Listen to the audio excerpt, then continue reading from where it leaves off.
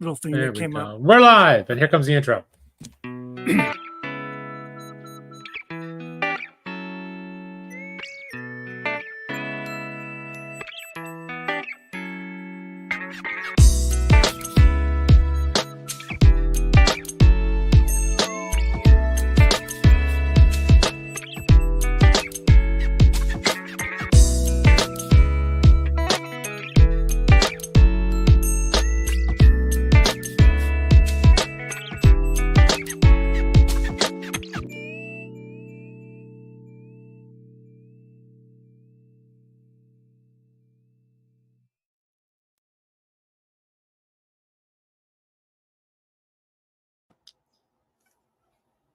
We're back. We're here.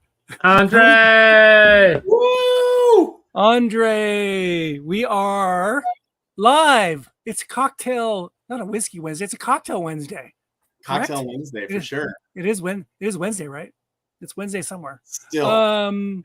That's right. Still. All day. This is all day. This is the BoozeDancing Entertainment Network. We are doing our famous live stream on a Wednesday. What we watch when we drink. We're live on YouTube, Facebook, Twitter, LinkedIn, the Moon. Where else? Instagram. Where else Instagram. That's it. Everywhere. We are on Twitter or X, whatever it's called. Yes, we are on X. Yes, we are. And we have a return guest, one of our favorite people in the whole wide world.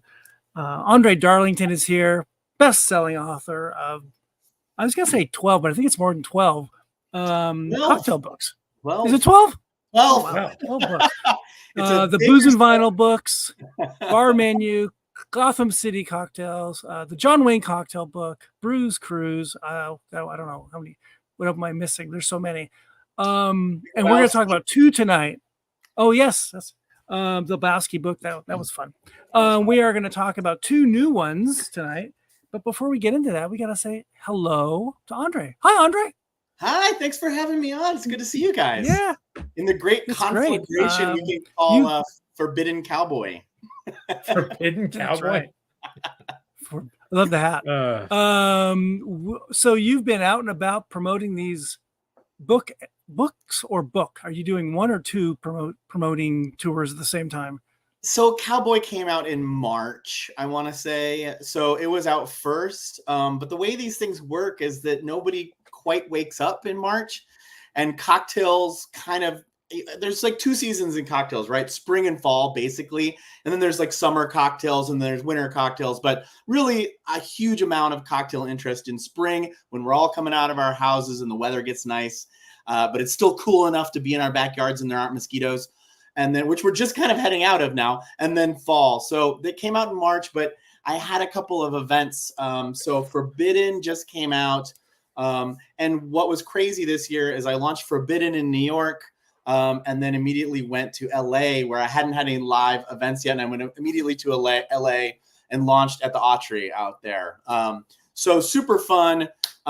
In theory, they should be totally different audiences, but of course nothing works out that way. And the audiences are fairly similar because we're in this like moment of Cowboy with Beyonce's album out and Taylor Swift having done country. I don't know. There's a thing. Yellowstone's on. Kevin Costner's in the news. It's just like a lot of country cowboy action right now. That's really true. I didn't think about that. There is a kind of a country or cowboys are having their moment after 100 years. They really are. Do you think it's Yellowstone that did it? You think like maybe Yellowstone or all that whole thing? I think that really helps. I mean, it's sort of like a Mad Men of that genre. You know what I mean? I mean, people I think have really watched a lot of episodes. I've seen a couple of seasons. I haven't seen the whole thing. But also I think just, we had the Fast Car win at the Grammys. There's just a lot of like country cowboy stuff going on. And I don't know, and then Kevin Costner with his big series, his TV series was at Cannes. So it just seems like while I was on tour for this in the last couple of months, it's like, oh, we're in a cowboy moment. This is crazy. It's super really cool. weird. And you hadn't planned that, whenever you started writing the book, I'm sure, right? I had not planned that. I mean, maybe the people that were like wanting, this was on Quarto. This is the same group that I did Big Lebowski with last year, and they came back and said, "Hey, do you want to do a cowboy book?" And I had already done the John Wayne book. So strangely, my name's Andre. I have like round glasses, and yet here I am writing books. I might be the only person with a French first name writing cowboy books. I don't know. Louis L'Amour? maybe. But yeah, I'm wearing my hat that I did a research trip to San Antonio, so I'm wearing a great cowboy hat from Paris Hatters in San Antonio. They opened in 1917, which is actually a little past the cowboy era, but super fun. Wasn't there a little? Was it? Yeah, I think it's in the book about Stetson. That Stetson's like this super old company, hat making. Yeah, they were made. I was kind of stunned how old they were. Super old, and in fact, there's a huge block off Washington Square in Philadelphia that were those factories. It's right up by Independence Hall. And I remember them being these factory lofts. And then I started this book, and I was like, "That's the factory." It was this huge city block that just made Stetsons. You know, it's crazy. Well, it's one of those companies where when you say Stetson, you know what you're thinking about. Yeah, it's a cowboy hat company, right? Yeah.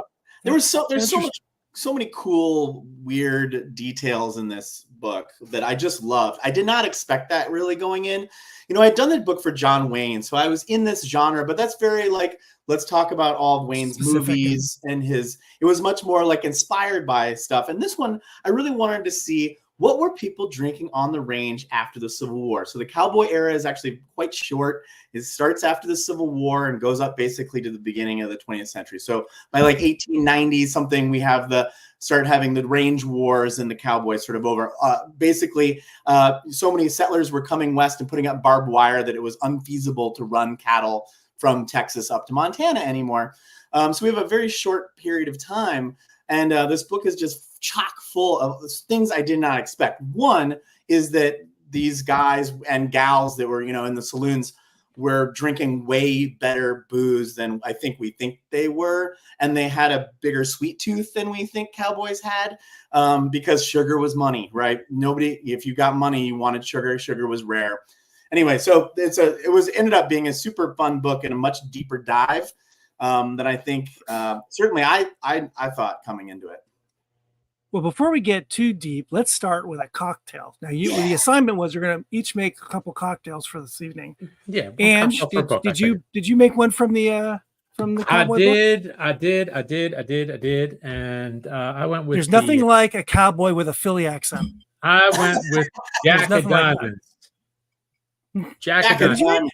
That's a great Jack of Diamonds, because A, it was simple. Diamonds. B, I had everything on hand, and C, I mean, come on, cherries.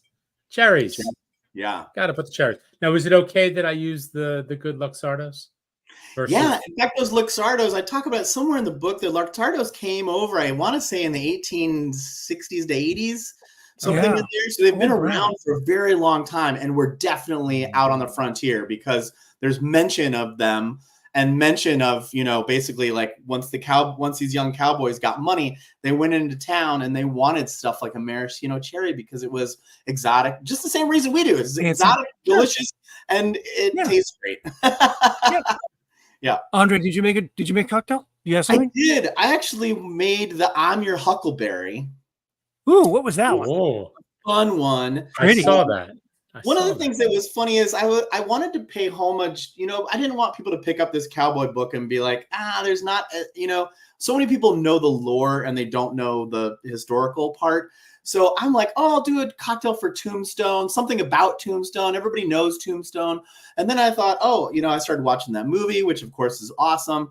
And in the research, it turns out that he actually said those lines in real life. He says, "I'm your Huckleberry," which was a kind of a cowboy slang for saying, I'm the man for the job. You want to fight? I'm your Huckleberry. And he actually said it, and then they had their little shootout. Anyway, you can get huckleberry syrup. Tarani, the company, if you go into a coffee shop and they have those flavors, they make a really good huckleberry syrup. And huckleberries would have been something that cowboys would have foraged for along the trail. They didn't bring a lot of fun stuff with them in their chuck wagons. But sometimes they'd run into bees and they'd find honey. A lot of times they found wild onions. which prevented them from getting scurvy. That's where they got their vitamin C. And then they would run into huckleberries, and there's records of them kind of picking huckleberries as, you know, they're following the cattle herd.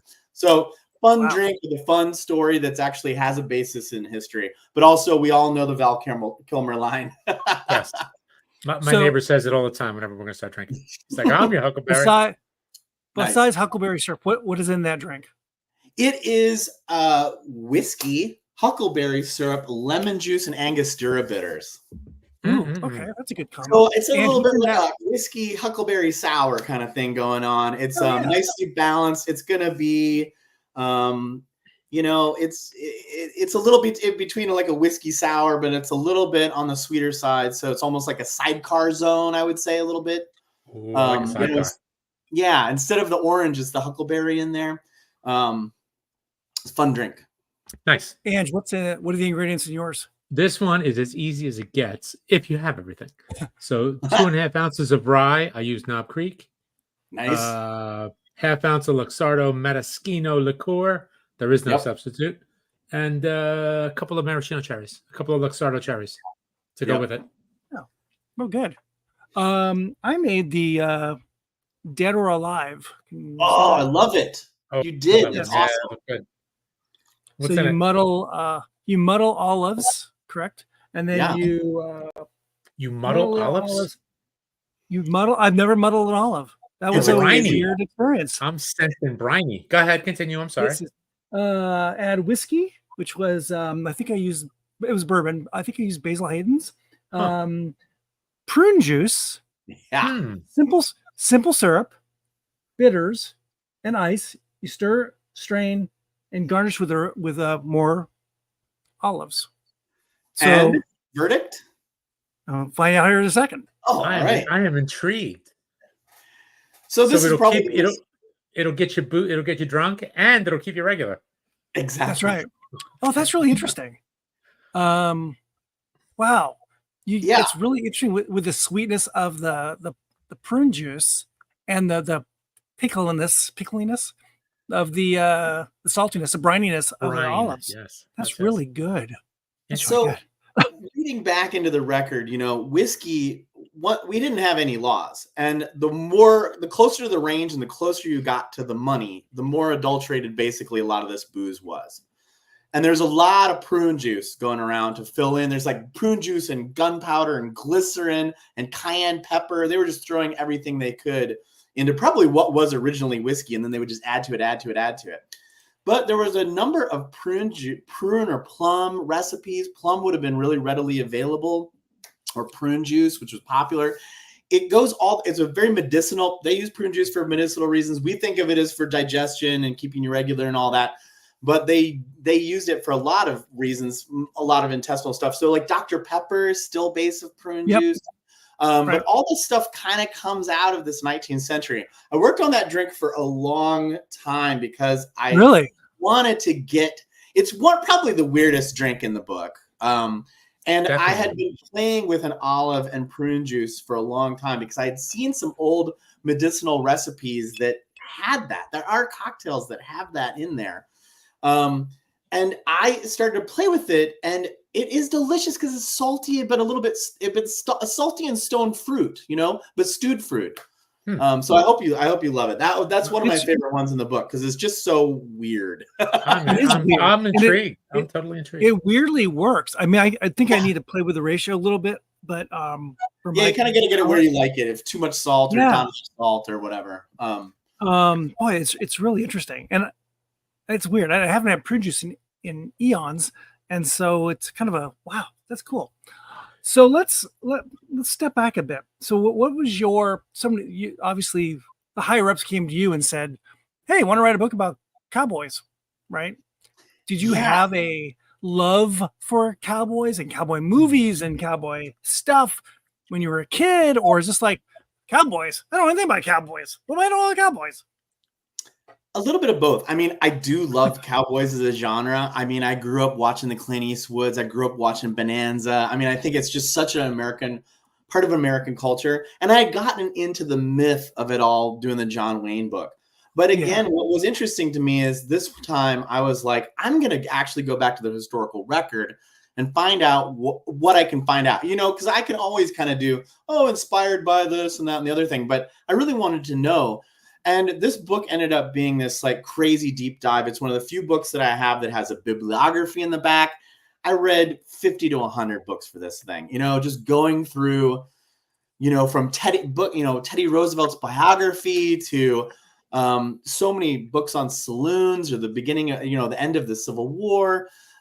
So there's just a lot, the gold rush, there's just a lot of interesting things going on. And I use it as an opportunity to teach myself sort of about this, I would say, really pivotal moment in American history. So, looking back on it, there's a lot of cowboy mythology, but what really happened in economic terms is this was a commodity bubble, right? So cattle, beef was the commodity bubble. It's the first big industrial product that the United States made in the middle of the Industrial Revolution. And you go all the way from Goodnight Lovin', who are the guys from Lonesome Dove, taking that first herd up north, to these stakes going to Delmonico's on the East Coast. But it became this huge Wall Street bubble where all the wealthy were investing in the West, and there's a lot of London bakers that were investing in the West. Teddy Roosevelt went out West. He had a farm too. So this was just very, Hollywood embellished it all, but it really was like this crazy moment in American history where everyone went cattle crazy and they went steak crazy. And it was super fascinating to read about these cowboys who were in general young soldiers, sort of lost after the Civil War. They went out West with their gun and their bedroll after the disbanding of both armies, although typically they were the Southern soldiers. And, as we know of the South, once the war was kind of ended, they just kind of wandered off, not knowing quite what to do. And they ended up out West doing these really dangerous jobs. And so it was like a mix of like love of the lore and then kind of getting into like, ooh, this was what was actually happening though. And I think from a cocktailer's point of view, right, after the Civil War is the golden era of cocktails. So we get, that's when you get your Jerry Thomas, right, in the late 19th century. But we think about that time from the fancy hotels on the East Coast. But Jerry started out in the gold rush era in San Francisco, went through New Orleans, and then ended up in New York, So it was really interesting to see this story from the frontier side. And what happened was, yes, there were these hotels in the Gilded Age, all this money is being made, but a lot of that liquor was making it to the trailheads.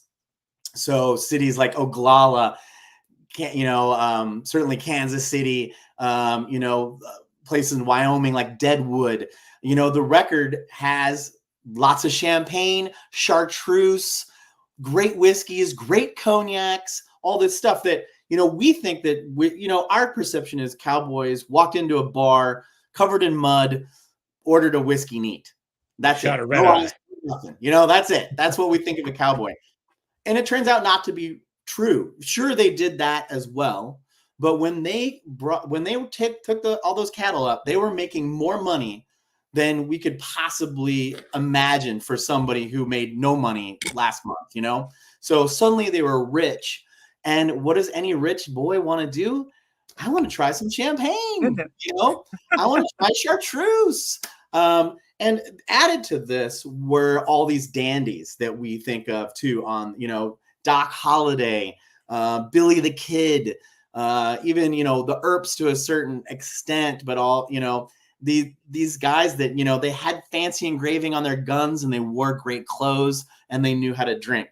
So that was a really interesting part of this book, that it was kind of this discovery that, not that many cocktail writers have gone out to the West to see what happened out there. And of course, we rely a lot on print media to know what happened back then. And, the print is scarce. So you're looking at journals, you're looking at cowboy. I mean, I didn't look at a lot of cocktail history. I looked at a lot of saloon history, a lot of like history of the sheriffs, the history of some of these cowboy outfits, to kind of get, praying that I would read along and all of a sudden they'd mention a drink or something, Never happened, huh?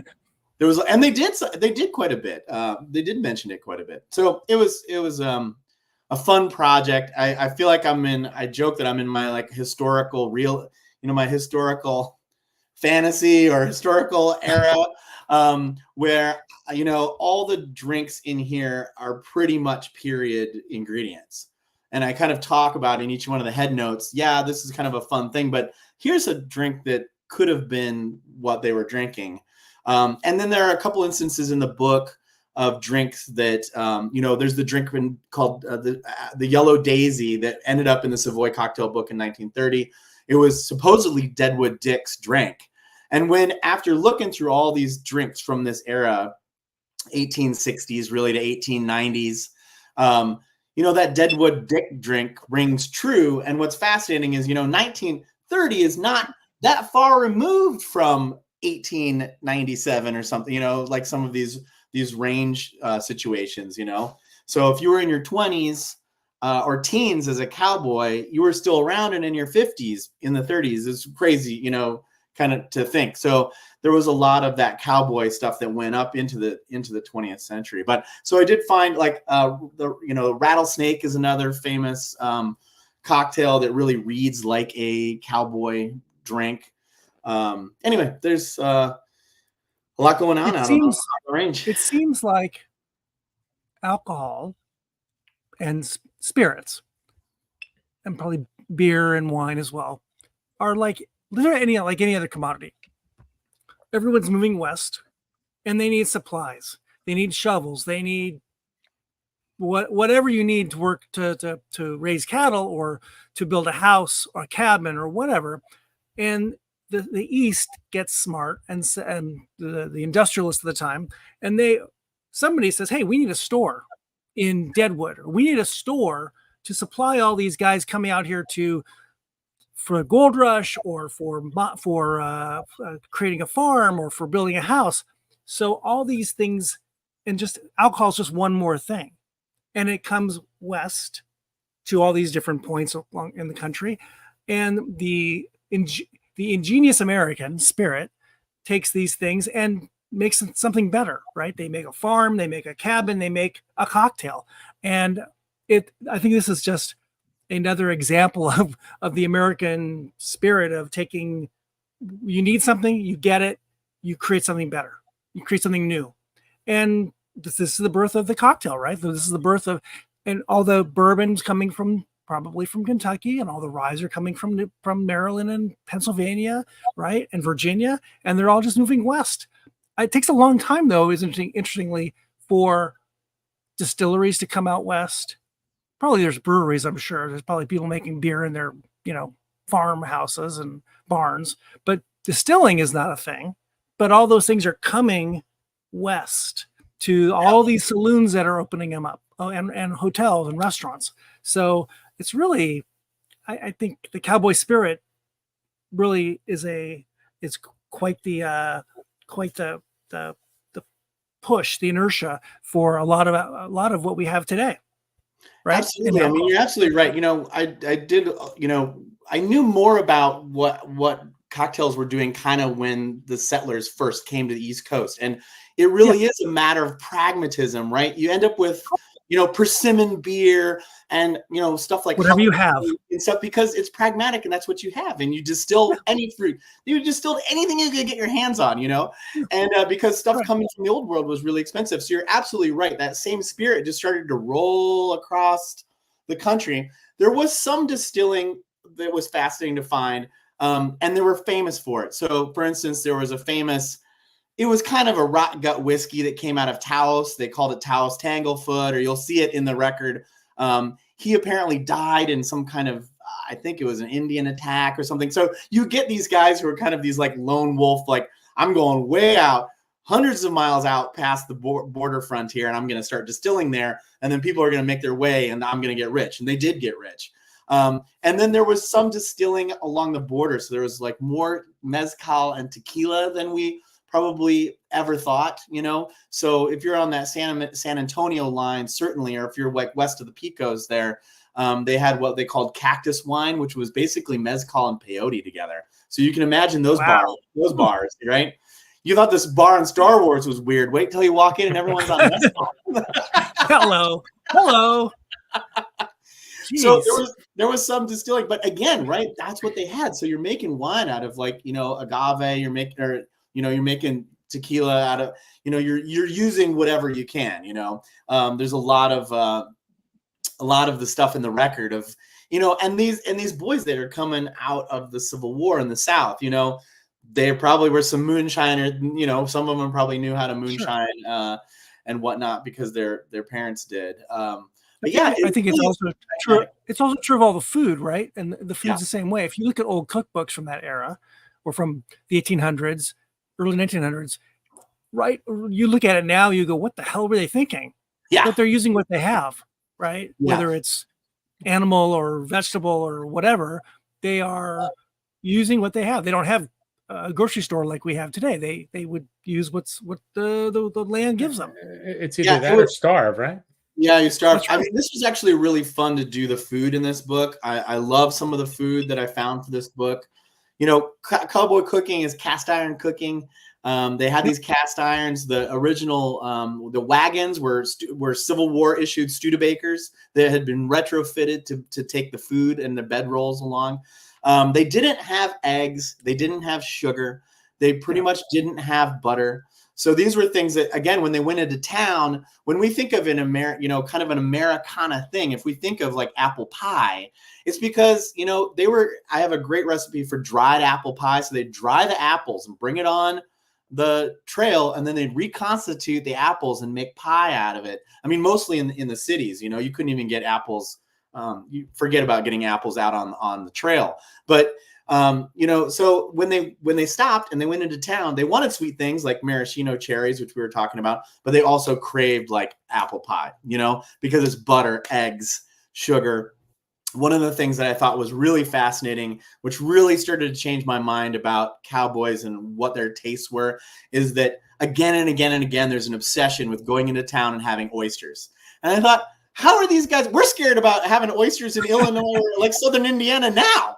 And these guys are having oysters in the mountains in Colorado, because the train brought them in on like ice and hay, and that was the luxury. That was the luxury thing because they had so much money.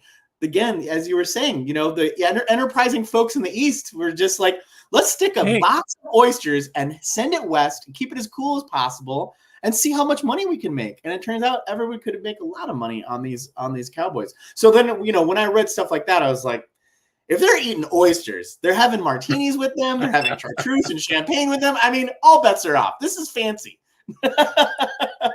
It's really interesting to think that there's saloons of that time who they're getting this product in. They don't know what it is, probably in some cases, but some guy is sending it from Philadelphia in the 1880s, and this looks like it's fancy. Look at the bottle. We'll buy a couple bottles to see if it works, and then you're serving it to these cowboys who, hey, we can make something with this. This is good, right? Yeah, that's how it starts. They were sending, the finished hats out. The hats were coming from Philadelphia. Anything that was manufactured, the saddles were coming from the cities. The cities actually made the saddles. I think Philly made some of the saddles, and saddles were wildly expensive back in the day. They were like buying a car when you bought your saddle. And then beef was going back the other way. It was this crazy, we have a raw material basically going east, and then in that classic exchange between raw materials and finished goods, things were coming from the east out to the frontier that they needed. Again, like things to make houses, nails. I mean, this was a construction boom too. These towns would go from just dirt tents.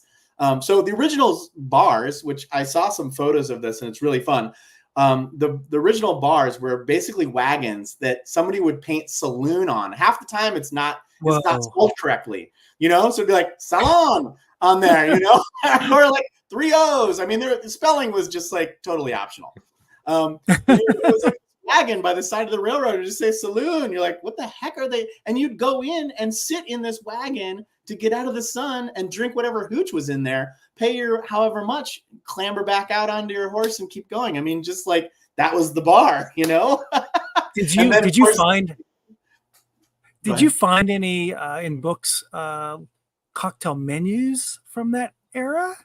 From those kinds of before you get to the bars, before you get to the bar business, the pre-bar, like the guy in the stagecoach, are there any kind of written menus out there? There would be like a sign. It would basically say like beer. So one of the things that I thought was fascinating was going back to some sort of like primal thing that you see these cultures do. Whiskey, another name for whiskey was actually snakehead. So the idea was that when you were selling your whiskey, you wanted it to be like really manly, strong. It's going to F you up. You know, if you're going to give your money to this, it's going to be really strong stuff. So it was called snakehead. And a lot of people knew it as snakehead because the bars would just have jars of whiskey with literally rattlesnakes in there to indicate that this was the really, really good stuff, you know, kind of like mezcal with the worm. Yeah. You know, marketing. so it's all marketing. yes, you'd see like a sign for like snakehead, you know, and that was just to indicate that they had some crazy good, in theory, whiskey there. And you see that still today in cultures. What were the common? Was there a through line of cocktail that you'd see in most places, like an old fashioned, for instance? That seems like a pretty generic drink now. Was that a kind of, or was it whiskey and water? What was the thing that kind of connected them all early on, or throughout the West? It seems to be spirit forward because getting the citrus was always kind of an issue, I think, except, you know, really along the border where they were pulling like limes up, but they're, you know, again, they're like limons, right? They're like not limes, not lemons, you know, our modern limes and lemons divided at some point, but they're kind of these limons. So you see some of that. When it starts to stabilize, it turns into stuff like whiskey sours. You know, because it's got egg, which is something that was really rare on the road. And it was protein, you know, so you're getting caloric intake. Also, it was frothy, so it had this sort of milkshakey thing going on. So, you know, and it's funny because whiskey sours still kind of like, if you go west of Des Moines, I feel like in Iowa, I feel like you hit this like whiskey sour zone until you get to Denver. Having traveled out there, quite a bit, and it's interesting because it's like, oh, this whiskey sour is like very old drink in this area, not rich, you know. So, and I've always wondered about this because like Wisconsin grew sugar beets, so they had a lot of sugar, but I think further down, you know, I like anything, sugar just kept getting more and more expensive the further you get away from where it was produced. So that's why they did love these like maraschino cherries and stuff like that. But yeah, you start to see sours, I would say, as just like I can only imagine that they're thirst quenching too. So it was interesting. You know, you see less of like the Manhattans out in the West, it seemed to me, and more like whiskey, and, you know, it's always going to be whiskey and stuff. Although they drink a shocking amount of gin, and there was a lot of Old Tom gin. Because this was kind of the era of Old Tom. There was still a lot of Old Tom coming in, and Old Tom, for people that don't know, Old Tom is a little bit sweeter. It was replaced by London Dry once that really started getting manufactured. But Old Tom was in a lot of the recipes, sort of between Geneva and gin is Old Tom, which is a little sugary. And again, the Cowboys love sugar. So you get these sweeter drinks. I say right in the beginning of the book, you know, you can dial back the sugar in these, but these are pretty accurate, that these are a little bit sweeter than I think certainly like veteran cocktail people would maybe drink for themselves. You know, I mean, I know that I don't love sweet drinks, and I've cut sugar way back. I think a lot of people, as you develop your palate in cocktails, you end up being a little bit more bitter, a little less sugar. But these drinks are fairly sweet, and they're balanced. But it's just to indicate that they like the sweet stuff. I mean, the 19th century just had a real sweet tooth. If in your travels around, just in general, in the West, have you seen bars that have that kind of try to be cowboy focused, trying to recreate some of these older style drinks? Yeah, not as many as I would like. We're more into the myth, I think, of it. I think there's a really there's a really difficult way. There's a real hurdle there between all of the myth that was fed to us from Hollywood and in books, and It's hard to chop away from. Yeah, and what really happened. I know we're undergoing in this cowboy resurgence that we were talking about a little bit. We're certainly going through a reckoning that, there were a lot, for instance, there were a lot of black cowboys. And many of the black cowboys were the best cowboys because they were black and given the worst jobs, which were breaking horses. And breaking horses makes you a goddamn good cowboy, right? So there's Nat Love is a very famous cowboy. I think we'll probably at some point. I hope Denzel Washington doesn't get too old before he can do the story of Nat Love. Western. Yeah, there was a lot of black cowboys. So it's things like that we have this image of what Hollywood image of what cowboys were like, and then on the ground it was similar but quite different. I mean, the interesting thing is they did have sort of like a code of conduct. I think some of the positive things that we think of about the cowboy are true. Certainly a wry sense of humor. I mean, the books, the original, sort of the original sources are funny. Cowboys called cemeteries bone orchards, or there was a place in Deadwood called Boot Hill because that's where all the boots were when everybody died. Like really gallows humor because it was such dangerous work. But I think there's still going to be there's a lot to look at in there of what actually happened and what people were drinking. And I think in the American psyche, I think we think of this manliness that was like, I just want this whiskey neat, this real, a double, give me a whole bottle.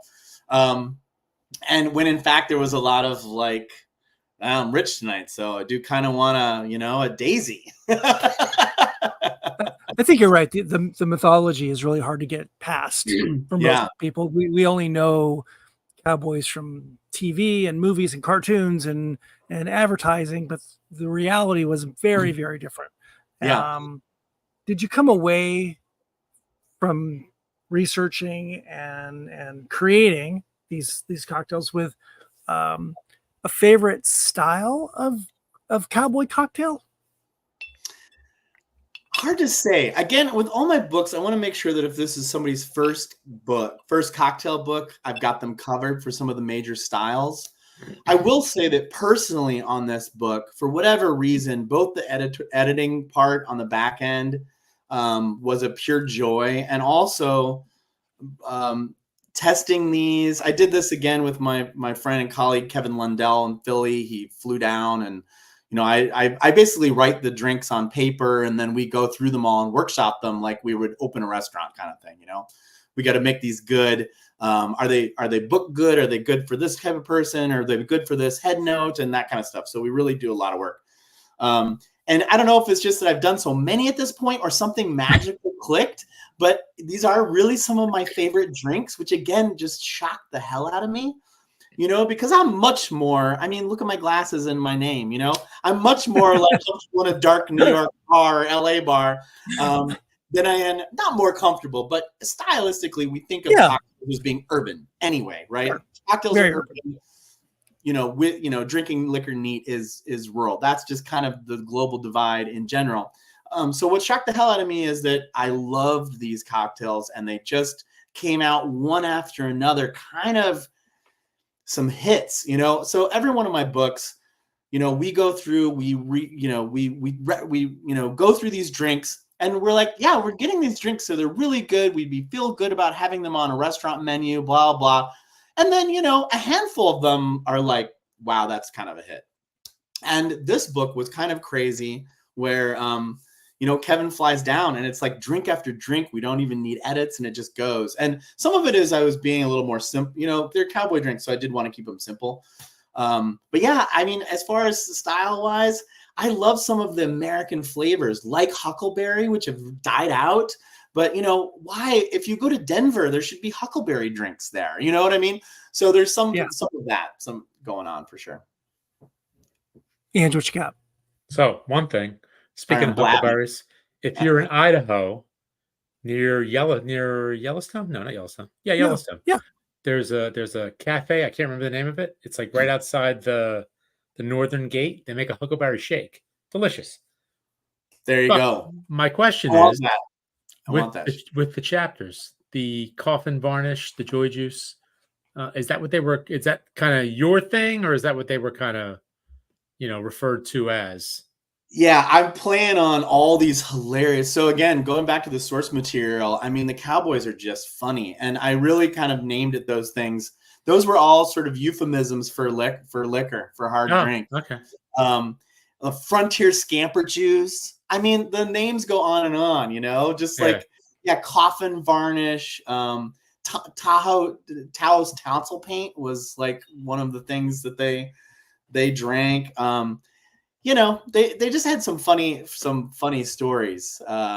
There's a funny story of Davy Crockett going to the Alamo before it was attacked, and he said that his last bar that he visited, he just drank moonshine green off the still, and he said, afterwards he said, well, I never need to cook food again in my life because everything that goes down there is going to get cooked by the moonshine. But apparently he showed up at the Alamo just like really hammered.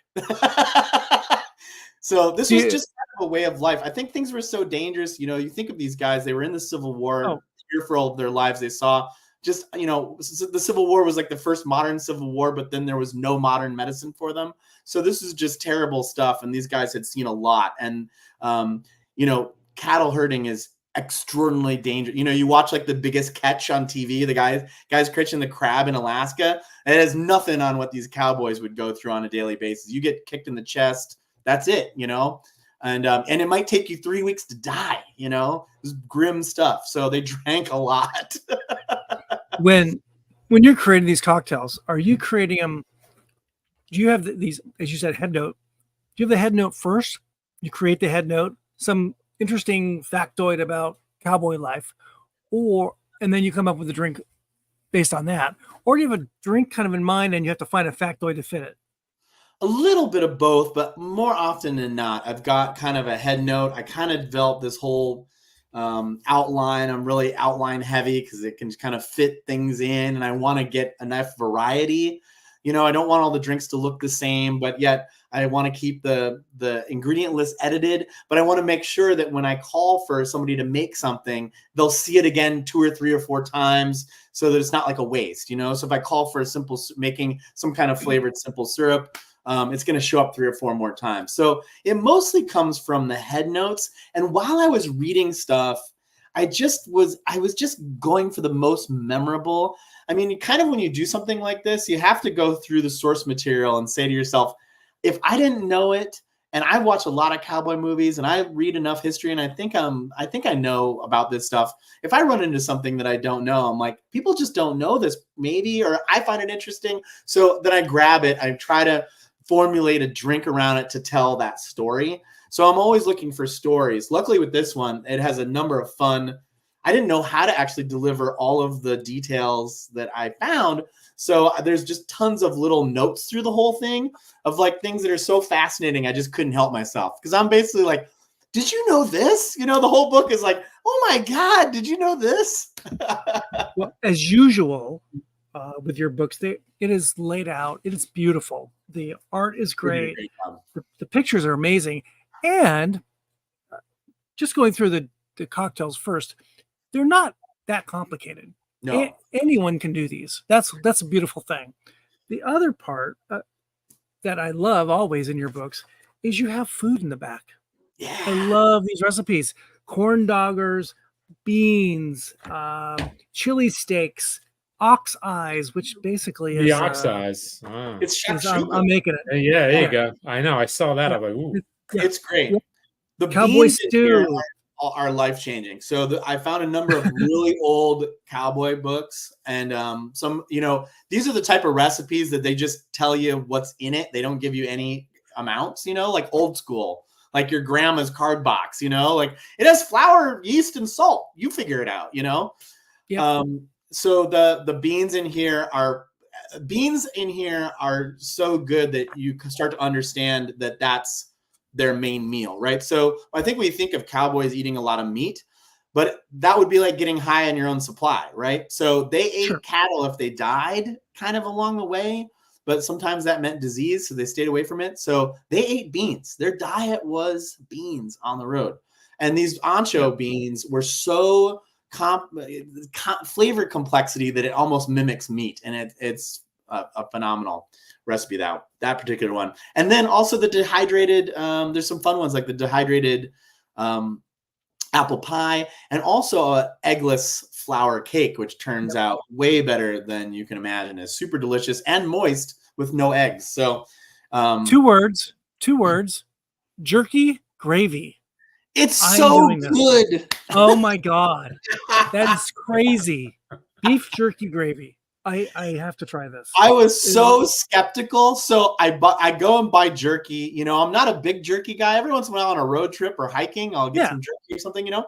So I go to the store. I can't even figure out really what jerky to buy. I buy some jerky. And then I start grinding it like in a mortar and pestle. And, you know, how is this going to turn out? This is a terrible idea, right? And then you finish and it's phenomenal. And you're like, why don't more people eat jerky gravy? So it's that's and great with cocktails, great with whiskey, as you can imagine. Oh my God, so great. So Cowboy Cocktails, 60 recipes inspired by the American West, our friend André Darlington. It is just a really fun book, and it makes you think about our American history and how the West was won, literally. With booze. With booze and living off the land and getting provisions from someplace else, from somebody on the East Coast or the West Coast. And it really turned the tide about the way I think we think about cocktails in a lot of ways in this country, I think. Really cool. I love that book is it is really a fun one. It was one, you know, sometimes I write these books and, you know, they're pretty entertaining and they're always informative and there's always something fun going on. But this is kind of one that I really did kind of feel close to, like, I felt close to the American story, you know, and I felt like I was kind of doing something unique in cocktail writing too, because just no one's gone into. David Wondrich, of course, has gone in, you know, our great cocktail historian, goes into this era for sure. But again, as a historian, relying on what's in print, it ends up being a lot of East Coast bars that make their way into newspapers. And so this one was kind of driving off into the unknown. So if people are looking for a fun book that's a little on the edge of the cocktail story, but yet fun. Just a reminder, this is the BoozeDancing Entertainment Network. We are on What We Watch When We Drink with André Darlington, our friend, who's come back with 2 new books this year. We are going to dig into the second one, which we could have done like 12 shows, I think, on this book. I think for myself, we could have done a cocktail as much as talk about the book. It's well, there's a lot going on here. The second book is called. Maybe I can remove the cowboy hat now. Oh, you can get rid of that. Yeah, put on your top hat now. Right. He's just showing off that he has cocktails. Hair. I know. That's true.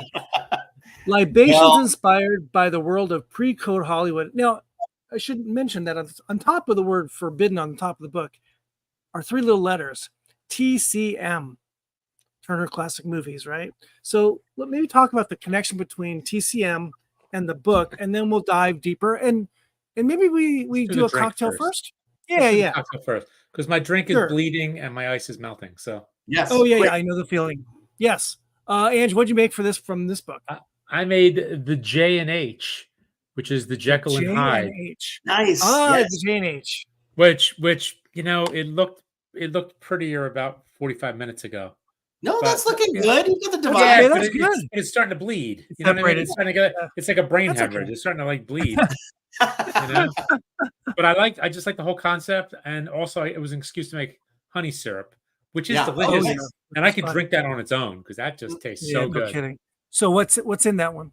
Okay, so it's 2 ounces of Applejack. So I got the good old Laird's Applejack, oldest distillery in the country. Is that what it was? Yeah. And they're in New Jersey. New Jersey. 1 ounce of fresh lemon juice, 1/2 ounce of honey syrup, and 3/4 ounce of red wine. So you float the wine. Never did the float on top. That was so cool. Yeah. So cool. It's a little bit like a New York sour. I was thinking that there's or like dark and stormy. In the moment the Jekyll and Hyde, I knew I was going to do the movie. I was like, I've got to do one of those double colored cocktails. So it's a little bit of a take on like what New York sours do, where you have like a sour underneath, and then either port or wine or something comes from above. Yeah. Oh, and the wine was a homemade one, so that's good. Not me, a friend. Nice. Oh wow! So Impressive. You know, so a little homemade wine. I mean, that's really Prohibition era. You got your own homemade wine. Right. I got my own bin there. Did you have to have a password to get to that wine? Did you have to like actually, he gave me a case. It's just the base. Swordfish. I go through the double doors, you know, I go to the back shelf. It's there. There you go. Andre, what'd you make? Or did you have I made the Here Kitty Kitty. Oh, I saw that one in there. Yeah. Which is a fun one that's paired. One question, Andre. Is this the J&H or is it the Jekyll and Hyde? It's a Jekyll and Hyde, right? Okay, but you just put J&H just because. Yeah. Okay. All right, I got you. So this is for a movie called Footlight Parade, which is all about cats. And actually, everybody thinks that Andrew Lloyd Webber had watched this. It's literally a Broadway show about creating a Broadway show about cats. It's hilarious. It's ridiculous. It's one of the reasons the code came down. We can get into all the code stuff. But it's fun. It's basically I'm playing on Here Kitty Kitty. So it's whiskey and creme de cacao and then creme de menthe. So all the creams, but actually, no cream in it. They're just like the cream of the liqueur in French. So it's a fun golden drink, and it's basically chocolate, mint, and whiskey, and it's clear. Ooh. It turns into this like wild, it's really clear, delicious sort of post dinner cocktail, right? And it's just really fun. Not the kind of drink that I normally would order or make, but I've really kind of gotten into some of these like clear after dinner drinks that are just really fun. Neat. Anyway, yeah. I chose the Javelin, which is based on a Cary Grant movie. Yes. This is the Night. And yes. Javelin thrower, Olympic javelin thrower in the book, in the movie. So this is an ounce of blended whiskey, scotch, prosecco, cream, 2 scoops of lemon sorbet, 2 dashes of orange bitters, and lemon peel. And mine too has kind of aged here as we've been talking, but it looks great. And I actually did taste it during the process, and the lemon part, the sorbet is just really, that plus the prosecco really bangs out. It's just so. It's kind of like a scorpino. So in the film, they go to Italy. It was Cary Grant's first role. He plays a cuckold in it. In a totally unlikely story, his wife falls for this older man that's not as good looking as Cary Grant while he's away in the Olympics as a javelin thrower. So it's just this weird setup. Wait, who's the javelin thrower? It's just Cary Grant? Cary Grant's an Olympic javelin thrower. Sure. But in 1930s pre-code, because we can tell people a little bit about it in the weird world of pre-code. Please. There's lots of Cary Grant holding his javelin suggestively and other people holding his javelin suggestively. We're like kind of, it's like pre-Monty Python here, right? Kind of thing. Or if it's like Spaceballs in Italy. with the pre-code thing. The pre-code is a specific time frame? Time frame. So what are the years? Right. So for this book, for TCM, the years are 1930 to 1934. So if you look it up on Wikipedia, they'll say all kinds of stuff. But the real definition is in 1930 is when the studios agreed to a code, but they did not really enforce it. It was enforced, but it was a gray area. In 1934, the code was reconstituted and reorganized and had teeth. And at that point, you do get censorship then until 1968. And there are some movies in this book that were not shown again until 1968. In fact, there's some scenes in some of the movies in here that we didn't see until 2017. That was one of the most recent one where they're always fine. A lot of these movies, because they were censored, they can't find a clean whole copy of them. And they've kind of floated along in the underground, people finding copies and putting them back together. There's been a real effort to save these movies. But many of them were not seen again until 1968. And the rules of the code were stuff like couldn't show interracial marriage or dating, couldn't show premarital sex, couldn't swear, couldn't have nudity, sort of the things that we think of coming into the R rating system later. But then a lot of just cultural stuff, encoding against homosexuality, against female characters taking a strong lead or not being married. You know, a lot of this cultural stuff. So the reason why there's sort of this rediscovery of pre-code is because I think a lot of Americans don't know that there was a code, and that this code was pretty heavy-handed from 1934 until 1968. Actually, so just in Hollywood history, Hitchcock really started breaking it open with Psycho, was sort of like the knock on the door of the code.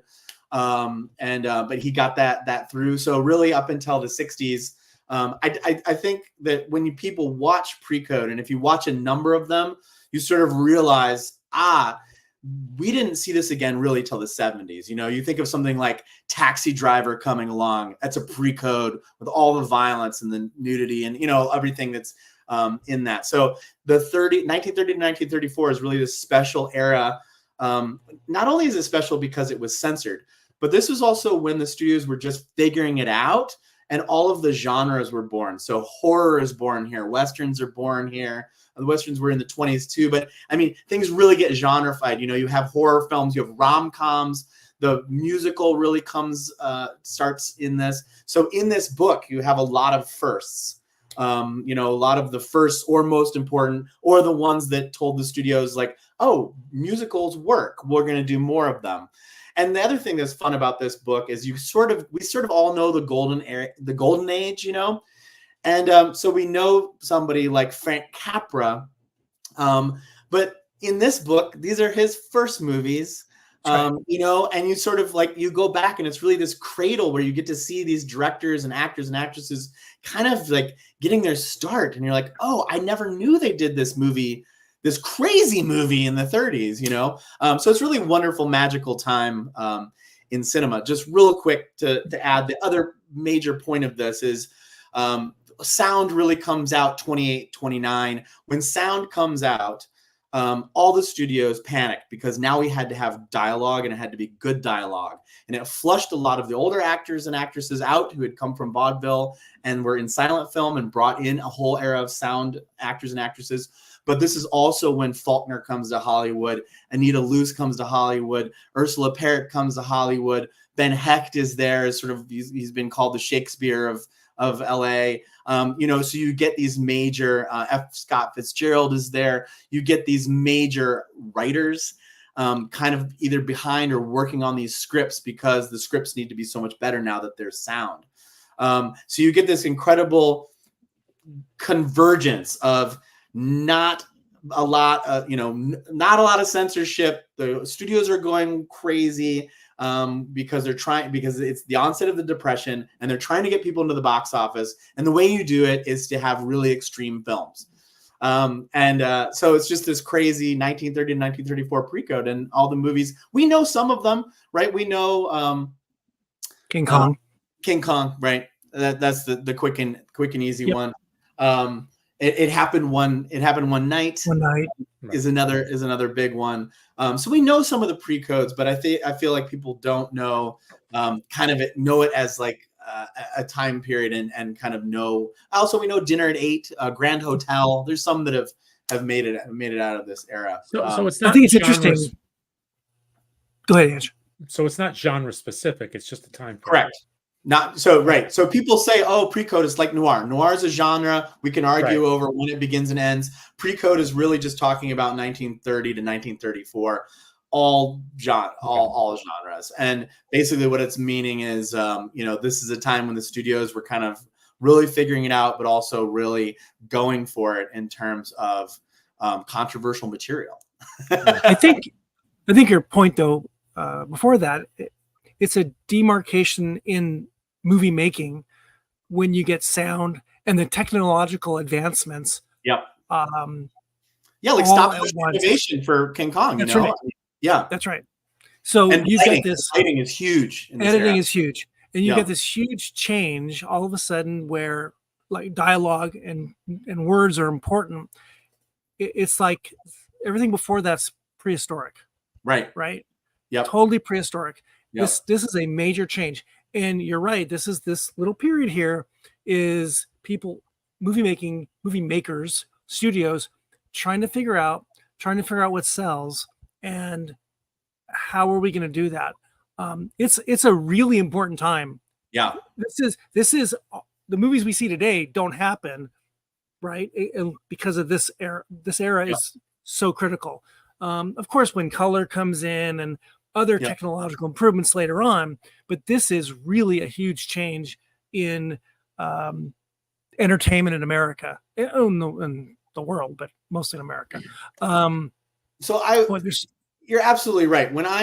So I did a book with TCM before called Movie Night Menus. I did it in 2016. And what was funny was, and they kind of allowed us to do, is kind of like the years where I think we went up to like Moonstruck in the late 80s, so it wasn't a pre-code book by any means, but my obsession with pre-code sort of began then.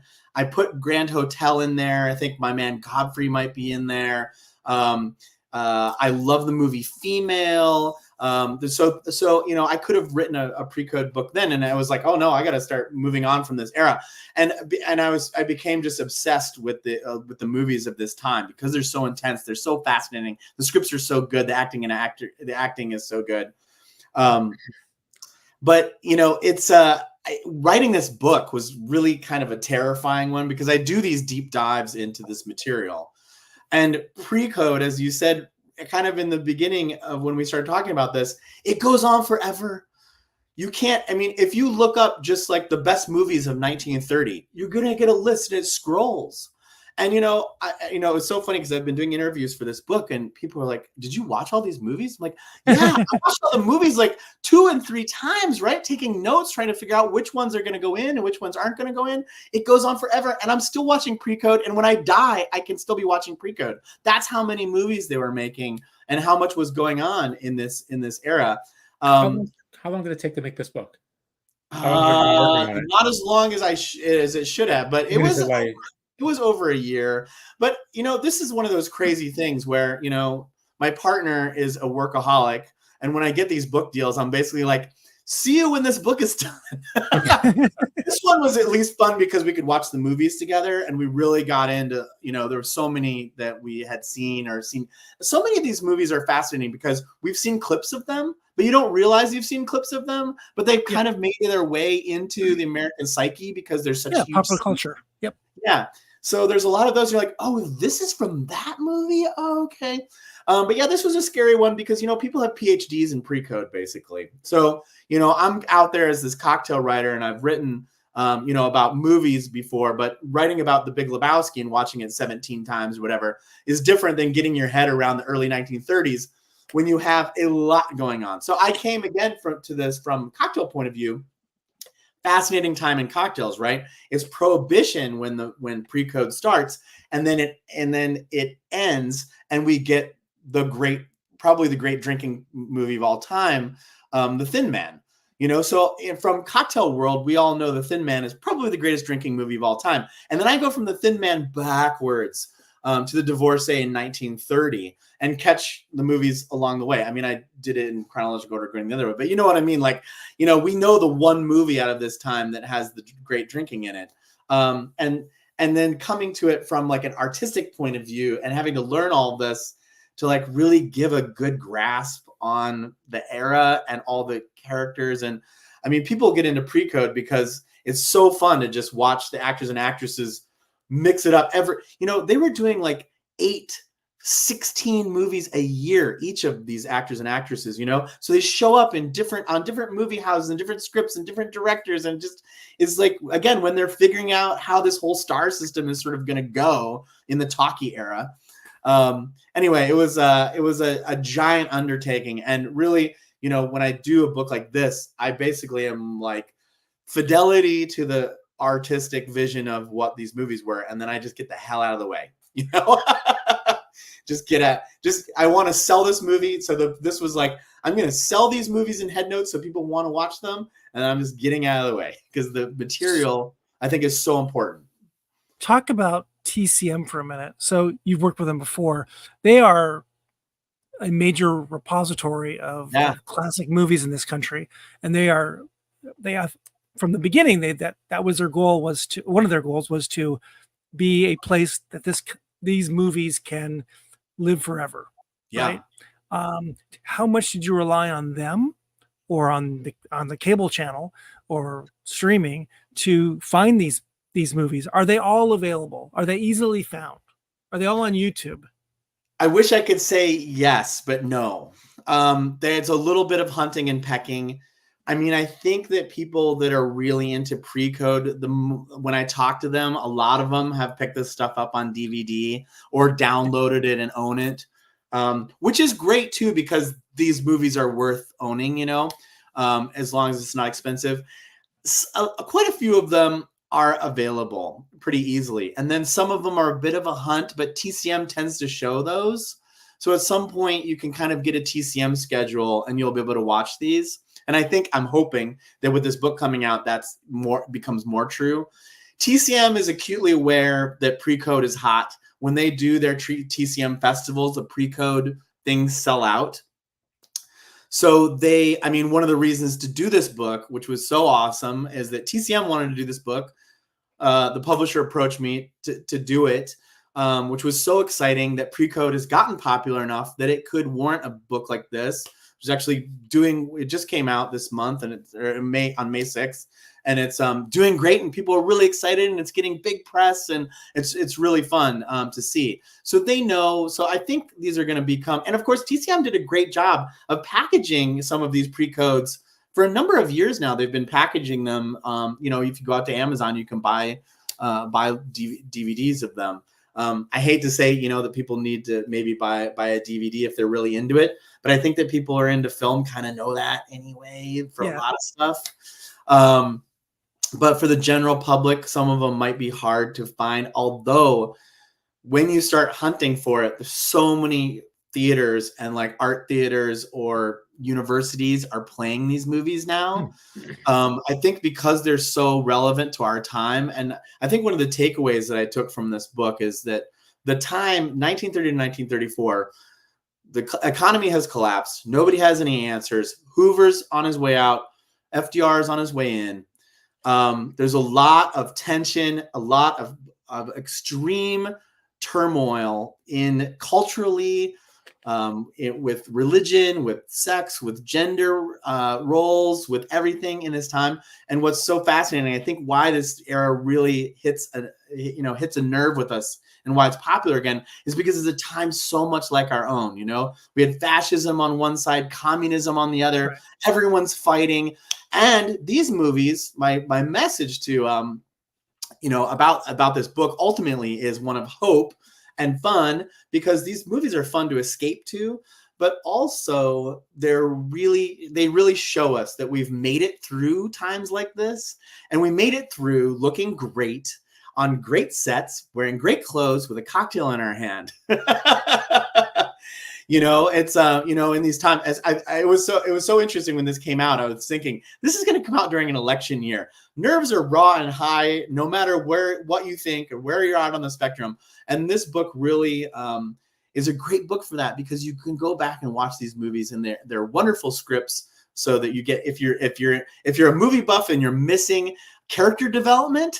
Anyone character development, you're going to get screenplays that have great character development, but you're also going to get great sets and all this fun, all these fun, and the humor and the sexiness of it all, but also really an ultimate message in so many of them is that it's okay and you're going to make it. I think you're right. I mean, you're right. We're in the middle of growing problem of war in Germany and in Western Europe, and fascism is rising, and in America you've got people on bread lines, and how you need to escape, and the movies become an escape, right? Yeah, you're talking about radio and now. Movies, both, completely both. That's what Andre's point is. And we are in the same world right now.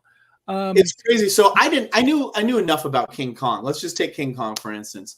King Kong came out on the weekend that FDR had to declare a bank holiday so that there weren't a run on the banks and America didn't collapse. Yep. And while everyone was basically like, Monday morning, I'm going to get up and try and take my money out and there won't be any money. that weekend, they all took what money they did have and went and watched King Kong. The whole country. This is very American, or just like human nature, right? Totally. Let's just see Star Wars. But I need to see this new monkey movie. Monkey movie, that's right. And in the movie, King Kong is this stand-in for cultural paranoia about a number of things, but he attacks the heart of Manhattan right outside the theaters in New York. He attacks the picture that I have in the book is King Kong attacking the L, the 6th Avenue L. And audiences loved this because it really was like, yeah, the world is falling apart, but somehow this movie helps us make sense of it. That's what it is. It's all escapism, right? Right. That's right. Normally when I get one of your books, I will take Post-it notes and I will tag all the pages that I want to make that cocktail or that recipe. This book is totally not that book. I tagged every page I want to watch the movie of. Yes, I love it. And I have one that I did my cocktail with, but I want to see all these. I want to see all these movies. I love it. Some of them I know, some of them I don't know, and I love it. That is exactly what I was hoping for this book. When they gave me this book to do, I just want people to watch them. Yeah, and you well, a younger generation may not know all these wonderful actors and actresses' names that we would know that are Cary Grant, Marlene Dietrich, Joan Blondell. There's so many names, and this is like you said, this is their minor league debut. Yeah. Right. Well, the movies that made them kind of, some of these movies were popular enough that's what made them this role, Yeah. And then they become really big stars in the 40s and 50s, right? It's really amazing to see these names doing things that you may not think of them doing. Correct, right? This is we are pushing taboo and the mores of America at the time, and it's on a big screen. People are, wow, Cary Grant's doing that. That is amazing. He's not the same guy from the 1960s here. By far. Yeah, his movies with Mae West, where they're just wild. It's really wild. So there is a lot of fun stuff, I think, to be seen watching these old movies and some of these stars to be, and what Hollywood's doing at the time. And as you said, as a backdrop to what's happening in America. So let's talk cocktails, because this is a really a big moment in American cocktail evolution. All of a sudden you have drinking on screen. That is a big deal. Not allowed. So in the code, they expressly forbade what they called smart drinking, which was basically like, let's show people, kind of like eventually we forbade like good looking people smoking while they played tennis, right? You just can't do it. So it was the same with the drinking. And yet movie after movie, it is wild to think that liquor was illegal, and movie after movie, they're just so boozy right from the beginning. And often the scripts were written in such a way that's basically like, woman meets man, they have a tryst, nothing really works out. She gets upset and goes to Europe, but first the cruise, and the entire cruise you could drink. Right? It was so often it'll be like, we're in a speakeasy, maybe somebody got pregnant, definitely somebody's feelings got hurt. Let's go drink. And it would be like Cuba, on an airplane, in a train, on a boat. So there's so many excuses where they just immediately go to Europe. And now some of this is escapism, right? You want to show Americans that can't afford anything. Europe, there's so many, like, this is when Americans fall in love with Paris. They fall in love with Rome. There's a great movie. I think it's Strangers May Kiss, where they go to Mexico and, they're drinking with sombreros on. Probably the first time half of middle America saw sombreros. I mean, it's just fun stuff, but it's so much of it is an excuse to drink. Well, and I think that you mentioned all these modes of transportation. Yeah. Most people in America don't have money. Exactly. They can't go anywhere. They don't own a car yet. Right. They stay in their little place in Brooklyn or wherever. But look at that famous person, that actor is taking a steamship across the ocean, or an airplane, or a train across the country. Yeah, this is a more escapism for America to see how life could be in a better time. Absolutely. And cocktails are part of that, because most people probably weren't drinking in that kind of fancy way. Not middle America, but average Americans, I assume. Yeah, you're absolutely right. I mean, I think We're drinking beer. Yeah, a lot of people were drinking beer. The rural situation, again, always gets more clouded because you don't really know. The newspapers don't have the story. The news. We kind of know what happened in big cities. Big cities had these big speakeasies. Small towns outside of big cities did really well. They had speakeasies too, so everybody would drive out of town and go to sort of like a country speakeasy. But certainly there was, like in New York, there's lots of speakeasies in like Greenwich Village. We know this because the moment that Prohibition ended, these speakeasies were just like, they hung a shingle out the next week and were like, just we're a bar. I don't know how this bar got here. We did it overnight. I mean, it was such an open secret by the end, but you're absolutely right. There's a lot of mobility, a lot of showing of the upper class mobility. What's fascinating for me as a cocktailer is that we read books from the 1930s like it's so long ago. And we think of Prohibition of like so long ago. You can go and watch the movies that were made during Prohibition, and they will show you drinking scenes, and they'll show you what was happening. And I find that so fascinating. And, I hadn't done it as deliberately as I did it for this book. I can tell you basically all the different major cocktail scenes from 1930 to 1934. And let me tell you, it's just absolutely fascinating how sophisticated it is. I think there's in cocktail lore, it's always like, well, Prohibition drinks are really citrus heavy because the liquor was all crap and we had to cover the flavor, and you're like, not really. For the upper class, for somebody in New York with, there was a person of even modest means, you could get your hands on good liquor. It was coming in through Canada. It was coming from the Midwest. So some of that wasn't true. But what's also fascinating in these movies, because they wanted to show people drinking, we can go to Paris and see what they were making there too, or London. So it's a really fun time in cocktails. So real quick, when I started out doing this, I started out as a journalist and I wrote about other people's drinks. And then it was basically when I did Gotham City Cocktails, DC Comics wanted original cocktails for those drinks. And I thought, why the hell not? I've owned a bar and restaurant. I've been writing about people's drinks for, at that point, almost 20 years, probably 15, 17 years. So I switched over in that book. And so many of my books now are originals because I didn't need to reprint the classics from the Prohibition era. I didn't want to pair the Prohibition drinks we already know with these movies. I wanted to make it more interesting. These are period ingredients. But you can go buy the Savoy Cocktail book. It's still one of the greatest cocktail books of all time. You can go buy it. You can make the drinks out of there. So I didn't want to rehash that again. I also could have carved this, and these books also already exist, where so many actors and actresses have cocktails named after them. I give you some of them. I put some of them in the back. If you want to have a Charlie Chaplin, you can just Google that, So I keep evolving because, everything's available online. We can Google everything. We can get these books. We know what people were drinking. So I wanted to create basically period drinks. This happens to be my favorite era of drinks. The drinks tend to be, if you think of like we're in a Baroque age now where you have 8 ingredients and things have been rotovapped and there's all kinds of ingredients you've never heard of, that's an arms race that the bars do. For me, Prohibition drinks are sort of like Yo-Yo Ma playing unaccompanied Bach. There's going to be 4 ingredients, probably 3. Don't F it up because there's nowhere to hide. I like those drinks. I like that because it's the best. You can make a drink completely different by just, and if you look at the Savoy Cocktail book, those drinks, some of them are very diverse. And then some of them for pages will be like, da da da da da da da.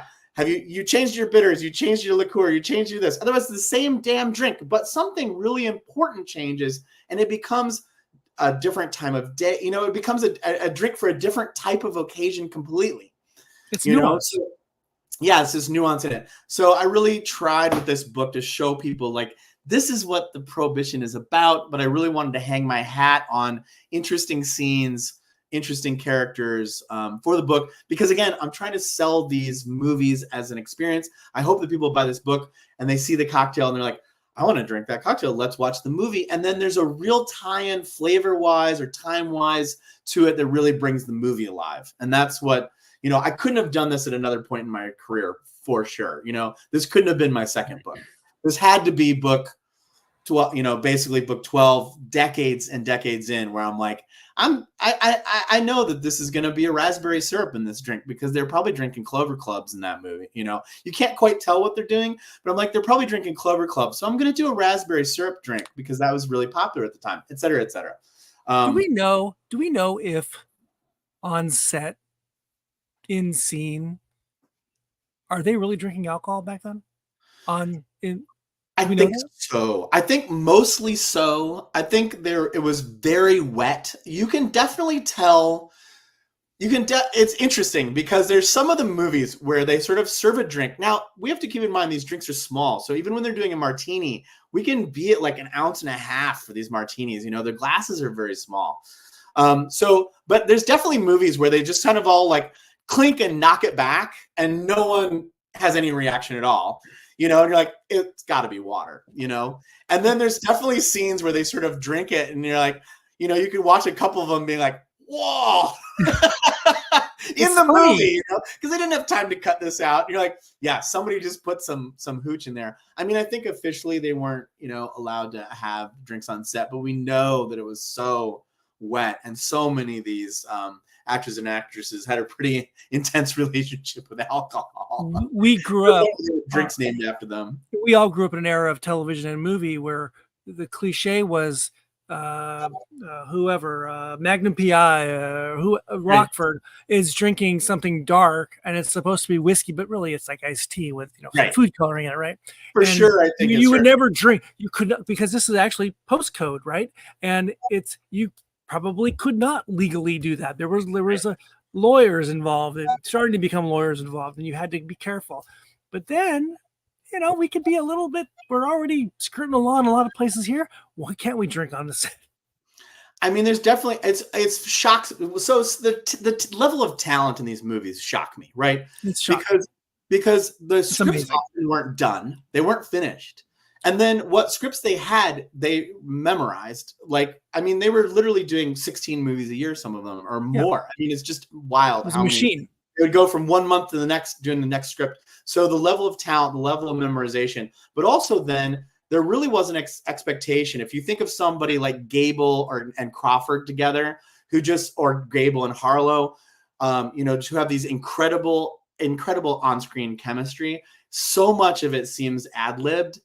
You know, and it's like, but there's also, you know, we're pretty sure that Harlow was often either hungover or drunk, right? And my kind of girl. You know, her comedic timing, her lines, everything just seems so natural. And you just think that some of these folks were just these wild naturals and they walked onto screen and they didn't change a thing. You know, they just walked onto that screen and just started being themselves. And there we go. That's the movie, you know. We know, you know, for instance, like somebody like Crawford, nothing came easy. She was extremely calculating.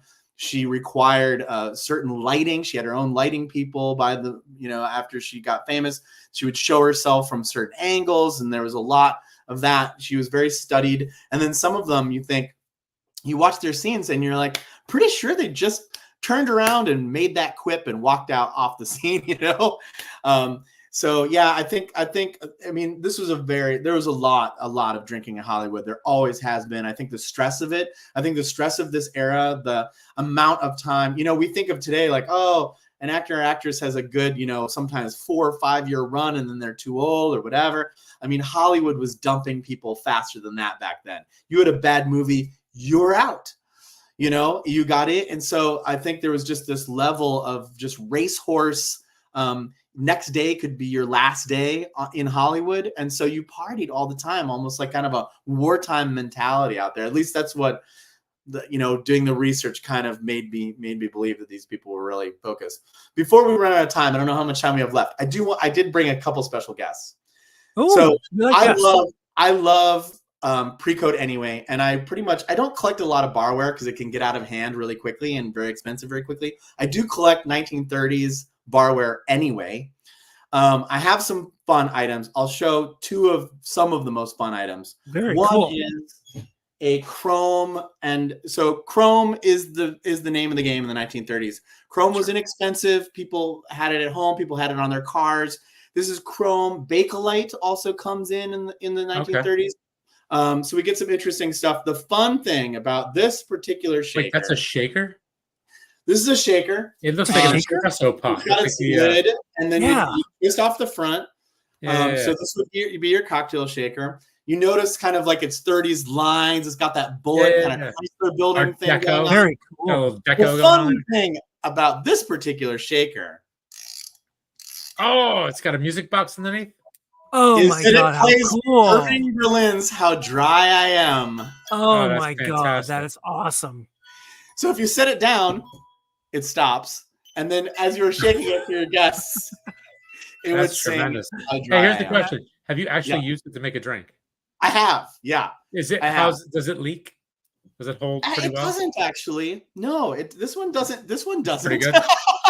Well, you know how they are usually. Cool. A lot of those, unless you have a Boston shaker, a lot of them leak. Oh, for sure. Yeah, but I love the, and some of this 30s stuff is fairly inexpensive still. If you go out onto like Etsy, you can get some of the big production chrome stuff.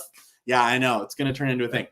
So my other real piece de resistance in my 1930s collection is an actual false teapot from a Prohibition era bar. It was probably used more to transport. So on the outside, we sort of have a brushed bronze. You can start to tell that things are not all that they seem from the bottom. It opens up, so it's metal on the outside. It opens up, and inside is your hidden liquor flask. Oh, that's so cool. The trick was that you could remove the bottom. Yeah, if I can get it off. So this would have been used in a speakeasy. I gotta make sure my top is lined up correctly. So there's a groove here where this will then just drop out, and you have your booze. Bottle of booze inside your awesome speakeasy teapot. It's a teetotaler. It's a teetotaler. Nice. So when you see in the old movies, there's a couple scenes in the films in here where they drink out of teacups. And actually, there's a bar in New York that you can still drink out of a teacup. So you'd go into a speakeasy, and you'd basically get your pot of booze and go sit at your table like you're very nice, having tea with your mom. Yeah. So is that like working from home when you put whiskey in your mug and you're like, that's right. Just drink Exactly. Yes. That's exactly right. Yeah. Well, can't say it. When you were rated, it was like, it's just tea.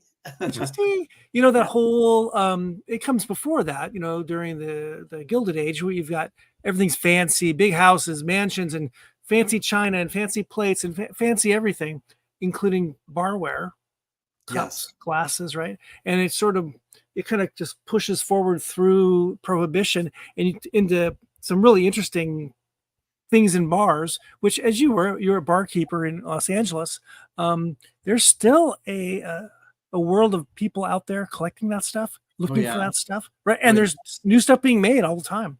That's the really fun part of cocktails, is the vessels that everything gets either mixed with or gets poured into, right? That's the fun stuff. It's fun, and it's funny that there's so many 1930s cocktails and cocktail things, and it's because that whole scene went at home. So it's sort of like, when weed was not legal in the United States, but you could buy a pipe on any corner. This is kind of the same thing. You could go into a department store and buy a full cocktail set, but of course it wasn't for alcohol because that was illegal. But there's so much of it, and then we had this huge boom right after Prohibition. It goes into sort of mid-century. It becomes mid-century modern. These 30s things that we saw on TV, we saw in these movies, we now want at home, and like mass. They started producing it in mass for the American, rising middle class. Of the post-war, the war years and the post-war years. So this type of shaker, in this shape, goes up through the 60s. In fact, I have what's called a moon shaker that has the rounded handle on it. And it's from the 1930s. But when you watch The Graduate and Dustin Hoffman goes over to Mrs. Robinson's house and she tries to seduce him by giving him a drink, that 1930s moon shaker is on the bar behind her. So this stuff, like, it starts in pre-code, I tell you, and continues on. It's the birthplace of so much in the cocktail era that we live in today. Yeah. It really is. Yeah. And movie for entertainment as well. Yeah. TCM, Forbidden Cocktails, libations inspired by the world of pre-code Hollywood by André Darlington. André, this was so fun. This book is, both books are great. I should get the other one too.